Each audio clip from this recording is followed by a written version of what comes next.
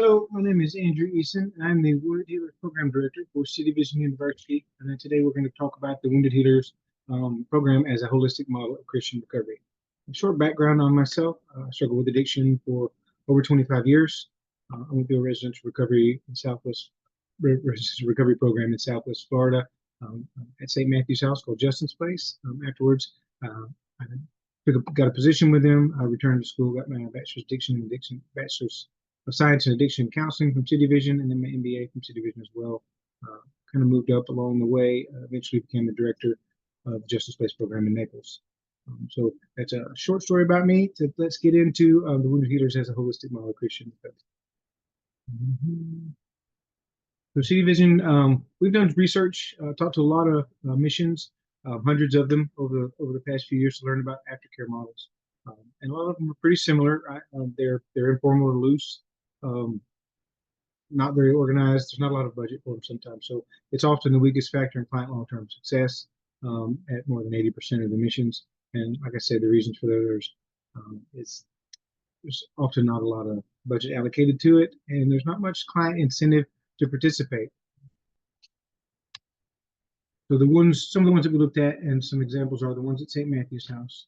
So my personal experience, I went through the program, and we had an alumni Facebook page, and sometimes there would be events. We have graduations and cross ceremonies and stuff like that, or sometimes alumni would come. But eventually, we decided to dedicate some money to the budget, and we hired an alumni director. And now there's still the Facebook page. It has weekly testimonies. They do events almost every month, sometimes twice a month. There's alumni homecoming. They do camping trips and skydiving. So there's a lot of incentive, and it's fun for them. There's another option, the Hope Gospel Mission.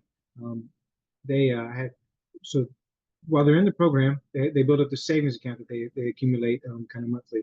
So after they graduate, they have the option of 2 years of monthly home visits that pay them $200 a month to have the case management home visit. So that's a really good model. Some have transitional housing. St. Matthew's House, we had that too. Union Rescue Mission in Los Angeles has 80 to 100 participants working internally or externally in the second year program. At St. Matthew's House, we had an apartment complex that people were at while they transitioned, and once they graduated, the residents could stay up to another 2 years as long as we had bed space before they would have to leave. Sometimes there's a 2-year program. Again, missions often have that, so you complete the program, and then your next year on property is as an internship. It's a good opportunity to get some education through the Wounded Healers program. Our 5-year outcomes vision. So this is what I was just saying. So those 2-year programs, it's a perfect spot to bring in the Wounded Healers program. So we're pretty relevant for 10 to maybe 20% of program graduates, but we're focusing on a specific 10, right, for a key strategy in transforming not only the lives of the program graduates, but all of the program graduates, not just the ones that come into the Wounded Healers program, because we have the ability to train the ones that become staff and are in that second year or entry-level positions in your organization. We can train them through the Wounded Healers, the life skills courses, introductions to addiction counseling certifications, Christian ministry and leadership, and improve their ability to transform lives. For people that are not in entry-level position, the Wounded Healers program is still good, but we also have associates, bachelor's, and master's degrees, and we're moving towards a doctoral program. So we've been really innovative. So we have a major source of thought leaders for innovation to enable your organization to continue to grow internally through education and training that doesn't require a large budget. The partnership program for the Wounded Healers. So we are an aftercare educational partnership for program for addiction recovery ministries, including the following components. So inside the Wounded Healers program, we have specialized courses and certificates. Most of those are project-based. We'll talk about those in a few minutes. And they're basically life skills and job training courses. So whether it's financial or maybe case management, so personal finance, case management, and health and well-being, or emotional health, and maybe introduction to addiction counseling. We also offer aftercare support. So for that alumni program or aftercare program that you have, we have me, Andrew Easton, as the Wounded Healers program director, so I can provide intensive support, as well as help with the life skills courses, and help them continue the recovery process and maintain sobriety. There's the financial support. So wounded healers receive a scholarship from City Vision. So for partners sending 2 or more students, City Vision provides a $250 course scholarship. More than 90% of wounded healers, when they apply for Pell Grants, get the full Pell Grant. And the full Pell Grant is $924 a course. So if you take that, add the $250 scholarship, and then subtract the $800 that each course costs, there is a $50 fee, technology fee, once per term, but it's only once per term, not per course. So the refund paid to a student with taking one course would be $324, and 2 courses $699. So our outcomes, so we're doing pretty good. Graduation for matriculated students, so those who completed one class, is 54%. That's pretty high for people who just completed one course. Our employment rate is 94% in graduates. We had 162 wounded healers in 2004. 57 ministry partners. We're well above that this year, and continuing to grow.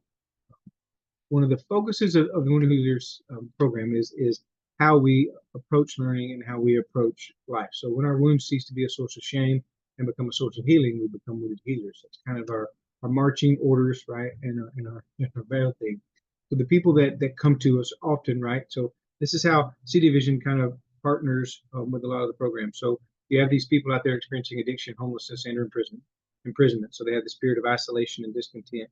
And then they come into a partner residential recovery or reentry program. So they're introduced to a message of hope. And along the way, they have a transformation experience. But after that, they need to be introduced to a community of shared experience. So that's your aftercare program.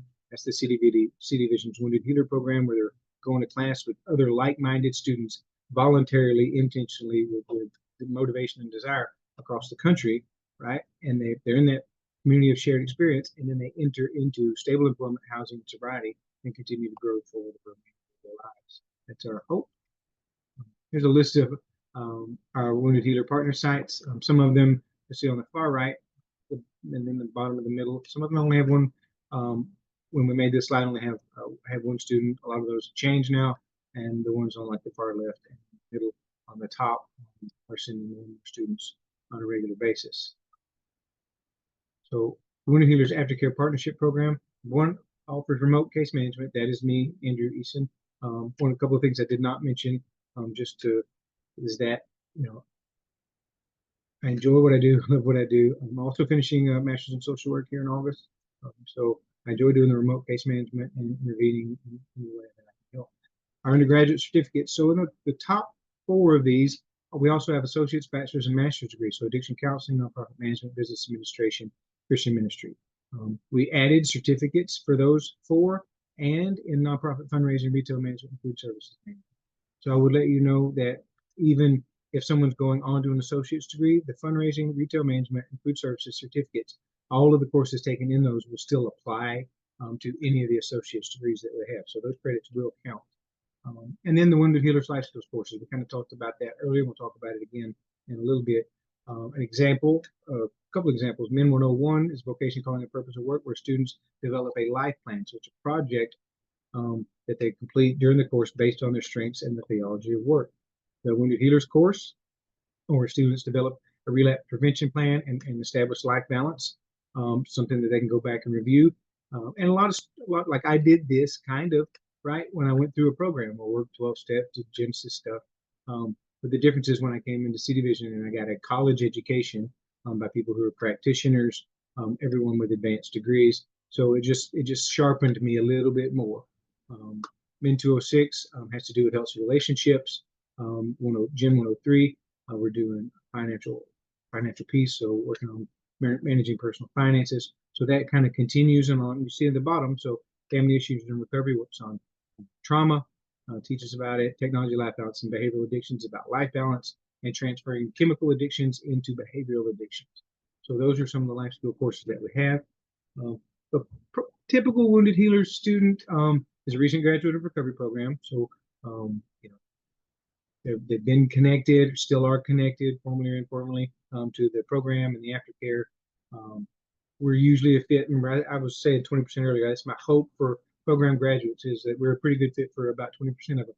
And now I'm not saying associates and bachelor's degrees. So what I would encourage, if you let me come zoom in and present to your clients and your residents, or if you talk to them about City Vision yourself, these life skills courses and these undergraduate certificates that take six courses to complete are so beneficial and foundational in strengthening the foundation of the recovery that just about everybody is a pretty good fit for a class or two. The requirements are that they have to have a high school diploma, GED, or equivalent, and be willing and able to spend 17 hours a week on a course. Time is usually the biggest deal. Most of our students, about all of our students, are able to complete the courses and get good grades. But if they don't take the time to turn in the homework and do the readings and watch the videos, it gets difficult.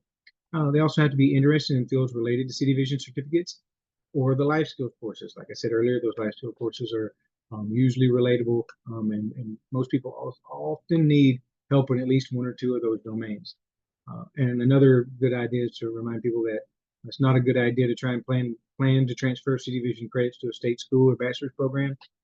Things in undergraduate, an entire bachelor's degree from us will transfer just about anywhere. I have known one that didn't, but just single courses sometimes struggle to transfer, and that's for most Christian colleges. That's pretty common. And another aspect of a normal wounded healer student is that more than 50% are usually employed at ministry partners. So they're on frontline program, entry-level programs. 3 have food services, others, and that's our wounded healer. How we can support your program, like I said, I prefer to provide the case management, but we also have wraparound aftercare support strategy for program graduates. So it helps to so we've got, it's almost like a mother and father, but we're just different. So the programs in wherever your physical location is, and City Vision's online. So they're working on things here that you see, and they're working on educational stuff that we see, and we can collaborate with that to reduce relapse rates because we get to notice things from a different domain in their life, and we can improve employment outcomes needed for long-term housing stability. So everyone who gets a portion of a college education, especially when they complete what they set out to complete, has more capacity for longer-term stability. We can also share outcomes data. People who get an associate's or bachelor's degree with us are often with us for more than 4 years. So 4 to 8 years is pretty common. Providing best practices for aftercare programs. So if you're thinking about starting an aftercare program or you have one, we've done research on hundreds of missions. So we have best practices. We know what's effective. We know what usually works and what usually doesn't. We can also recognize credit for the educational program that your clients take while they're coming through the program. We'll talk about that in a minute. And we can write letters of support as an aftercare partner for any funding proposals you submit. So we can also help out with grants and things like that. So this was what I was talking about. So credit recognition for client training program. So I went through St. Matthew's House Adjustment Space program. So this is the example we're going to use. So you can set it up, or you can develop a plan to get credit for client training programs that's transferable into college, credit hours. So you can create a syllabus and calculate hours for training models, have clients submit assessments, paper study guides, right? And we have a link here. We can send it to you for a non-traditional credit evaluation. What we did at St. Matthew's House is we took part of our program and the classes that the guys went to, that we went to 3 days a week. We turned those in, and they transitioned every month. So they did a whole thing once every month. So in that month, they had specific things that they were working on. So we documented what those were. We created outcomes, objectives, just like a course objectives. We put a syllabus in there. So these are the days this homework's due, and this is what they're going to be doing in class. And we also cited and referenced the materials that we were using, so where we developed the courses. So when we did that, we got pretty intensive with it, and we sent that and partnered with City Vision. And so to complete the program, they got 4 semester credit hours. There's a conflict resolution that we did there. That's a training that they got a credit for. Peer support training through NADAC. We used the NADAC. We cited NADAC. That's what we used to develop the course, and we got 3 credits for that when people would pass their peer support specialist. And then self-confrontation, which is a biblical confrontation and biblical counseling early foundational book. We got 4 hours for that as well. So what is the Wounded Healers program model? We're going to talk about that now. So kind of mentioned part of this earlier, but this is a big deal for me. So one of the quote from Henry Nolan is, "Nobody escapes being wounded. We're all wounded people, whether physically, emotionally, mentally, or spiritually. The main question isn't how can we hide our wounds so we don't have to be embarrassed, but how can we put our woundedness into the service of others? When our wounds cease to be a source of shame and become a source of healing, we have become wounded healers." So the biggest thing for me, not the biggest, there's a bunch of big things, but as I came into recovery and back out into the world, is I had to not be ashamed of who I had been, especially because of who I was now. So who I was now could not.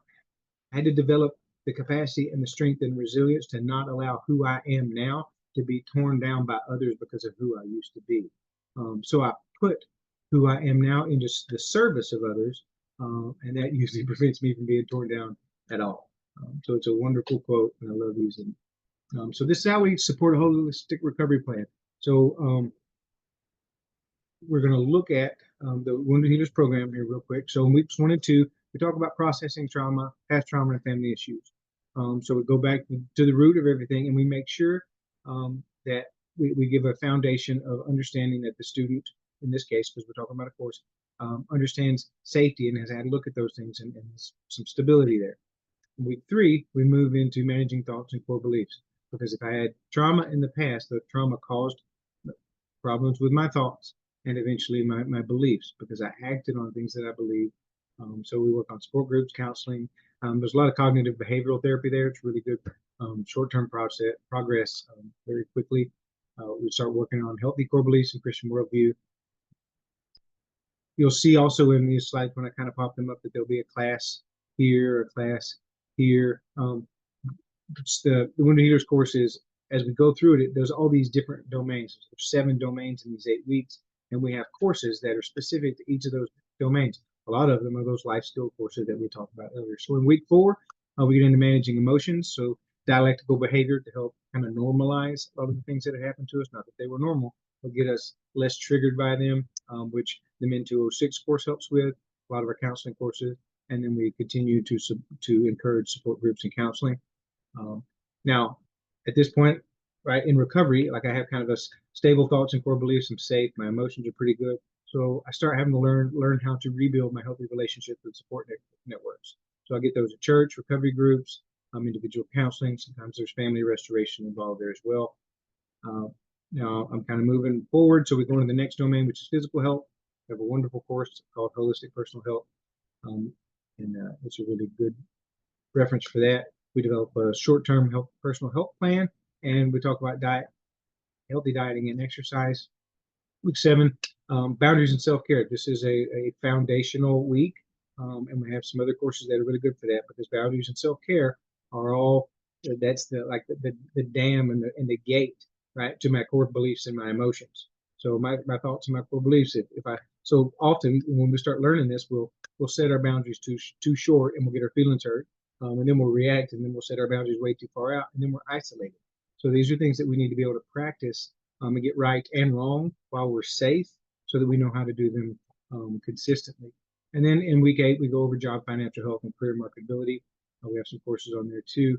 But it's things like not necessarily the elevator speech, but being confident, knowing that some of the things that we can do, like finishing our certificate and our degree, are going to make us more marketable. We also, during the term, talk about all the other courses that City Vision has to offer, and then offer counseling and case management and advising to get together with the students on a personal level, individually, and work on a degree plan to move forward. So the hope with a lot of this is, in your programs, you're hoping for, change behavior, hoping for life transformation. And we're hoping to take that change behavior and core beliefs based on the Christian worldview and put some heat into that concrete, right? So it starts to set up pretty strong. So we're trying to just strengthen that foundation. You see on the side, so there's resources over here that help on one side, and then there's one side that takes a lot of energy. So once we move into the healthy support and the resources side, one of the key things that we all have to, especially in aftercare, is to make sure that when people graduate, they have to remember that the effort needs to be maintained. That doesn't need to drop off over time. So we're going to go over how kind of those domains line up with how people's personal capacity for recovery exists in life. So what happens first in the downward spiral of addiction? Well, there's a trauma, there's a family issue, something bad happens, and the right response or the right thing doesn't happen. So and someone's like, I broke my arm and never went to the doctor, or somebody hurt my feelings and they never said I'm sorry, or there's a lot of examples of this. We won't have to go down the list. So trauma, abuse, it continued, all those things I was just talking about. And that results in shame. It results in wrong thinking, and it starts impacting my beliefs, because my beliefs are based on an emotion that I had at the event, the time an event happened. So when the trauma happened, right, I got really emotional and nothing happened, or I didn't get healed. I didn't get those things, and that's where my belief starts. Like, well, when bad things happen, nobody helps, right? So that leads into my emotional stability, my emotional instability. So I have outbursts. I'm impulsive. When I have outbursts and I'm impulsive, guess what gets damaged? My relationships, my support networks. All right, all those things. Because now I'm starting to get isolated. Right? When I get isolated, now I stop taking care of myself. I have toxic relationships. The chemicals are really starting to make me deteriorate. I don't spend a lot of time taking care of myself. At that point, my boundaries and my self-care have gone out the window. I can tell you at one point in my time, again, we'll talk about this in more detail, not a ton more, but more, is my boundaries and self-care are directly linked to managing my thoughts and my core beliefs and sometimes my emotions.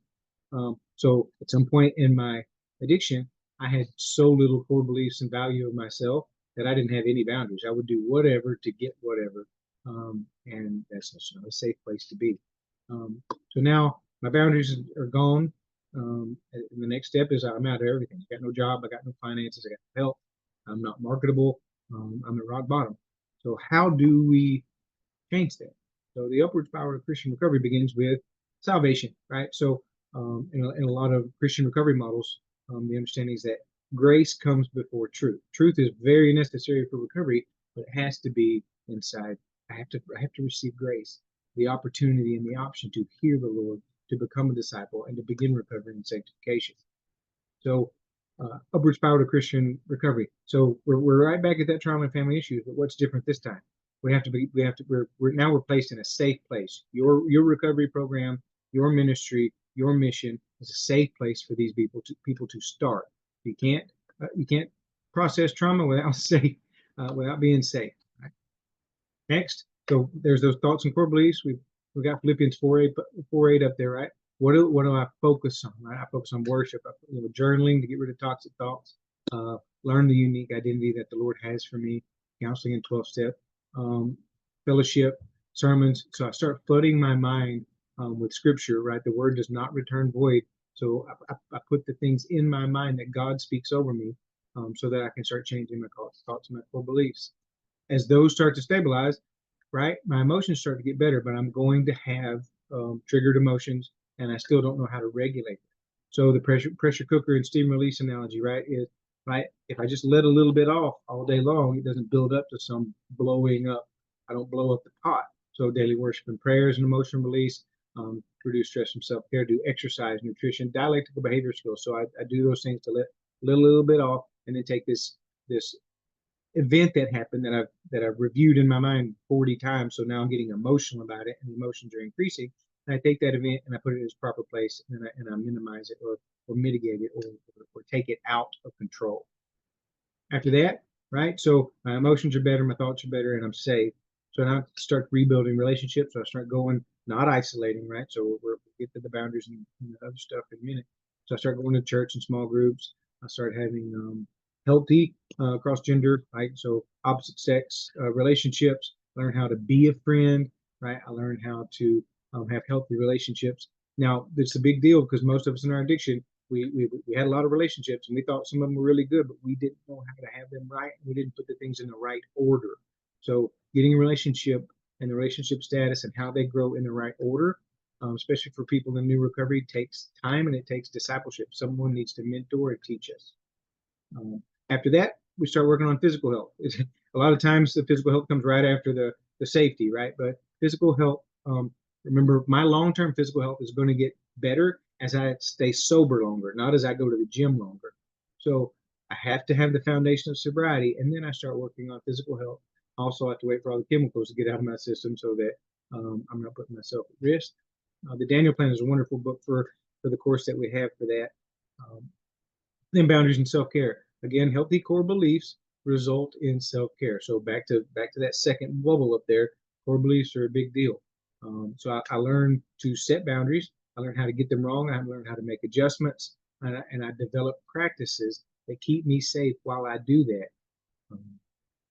And then job financial. So we've got resources, and so inside the life skills courses, inside the certificates, even inside the associate's degrees, a big deal is like a lot of jobs that are high risk, especially at the entry level position.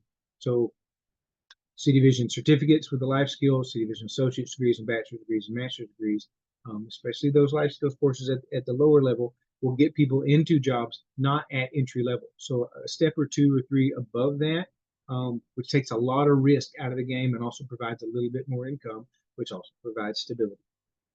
So again, resources on the left, effort on the right. Got to maintain the effort and take advantage of the resource. So things that we have learned from neuroscience and how it validates biblical truth. So Western Christianity often overemphasizes cognitive head over the heart and hands, and that limits our ability to change. I'll tell you a quick story about my recovery. Like my heart changed first. So like by 10 months sober, like I knew that I was going to serve the Lord and others for the rest of my life. I had that founded and solid, and that tree was growing in my heart. My head, on the other hand, was still messed up. I still did things the same way I used to. I practiced, control and anger. And if I would have got that out of order, if my head would have changed first, or if my heart would not have changed, I would have been in really bad shape. So change happens primarily through deep relationships, and my heart being open like that allowed me to develop relationships with people that I didn't like before my heart changed, but they were loving people who were good Christian role models. There's a passage, I don't remember it now, but it's when Paul went to Troas and he was going to leave, and he talks about, grace, glory be to God, because we have this fragrant aroma from those who are living life. Right, we all smell it, or the Lord smells it, from those who are living life and those who are dying dead. So I smell different today because my heart changed. I smell like life and love, and it's even sometimes when my head still kind of goes back in time. So change happens when our group identity changes. So when I was able to get into that program and I became staff there over the next year, because other staff members were graduating, and most of us had been through the program. There were a few that hadn't, but we decided as a group to put some of our old ways away, our old behaviors, because our heart had changed. So as staff, we did that, and that started trickling down through the interns and the clients and the residents. So 3 or 4 years later, the entire program had changed, and there was much more freedom. And that came about because group identity changed, because of deep relationships and heart change. So that this slide just often warms my heart. So we're getting close to the end here. So let's have a look at this iceberg, right? So here's the stuff that I'm aware of. I'm aware of my thoughts, right? Because they're my conscious thoughts. I'm aware of my behaviors, and I know that my stated beliefs and world beliefs. If I need to change something in there, this is where I use CBT, right? Because I can use right thinking, my stated world beliefs, to impact my behaviors, right? I can use my stated world beliefs to impact my thoughts. So I can use those things to battle the negative things that come my way. Things that are a little bit below the surface. Now, remember, the things that come above the surface, my thoughts, I'm going to capture, right, and hold them obedient to Christ. But often my emotions, right, take charge of my thoughts. I've been impulsive in the past. I can still be impulsive. And then there's a social environment that I have, and there's my physical health. Some of those things, like I said, are under the surface, so sometimes they're subconscious, and I don't have complete control over them. But I practice dialectical behavioral therapy, right, to manage my emotions so that whatever the trigger is, I'm less triggered than I used to be. So there's emotional management in there. But remember, this is the stuff just below the surface. It pops up on a regular basis. So I practice capturing them when it comes up. And over time, right, the things that are shallow and underwater become more above water, right? So as I gain more control, especially over my limbic activity and my threat.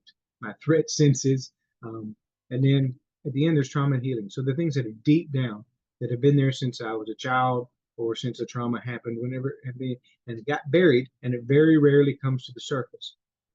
So those are things that we use. We use trauma therapies on there. We learn about them in bachelor's degrees and other things. We can learn about them in the certificate courses as well.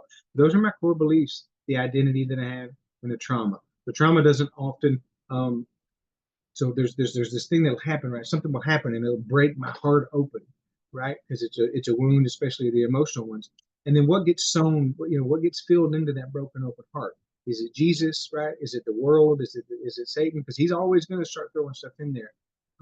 So does my identity change? Do my beliefs change as a result of that? So the deeper level of changing, right, in this slide, the deeper changing that we hope for in the Wounded Healers program is to get down to those core beliefs that are still holding on, that identity, that when somebody says a certain thing still triggers us back to that trauma, because those things heal, kind of over time through sanctification, through processes. So this is a lot about the Wounded Healers Holistic program and aftercare model. So if you have any questions, again, my name is Andrew Easton. I'm the program director for City Vision. Thank you so much for taking this time with me, and I hope you have a wonderful day. God bless.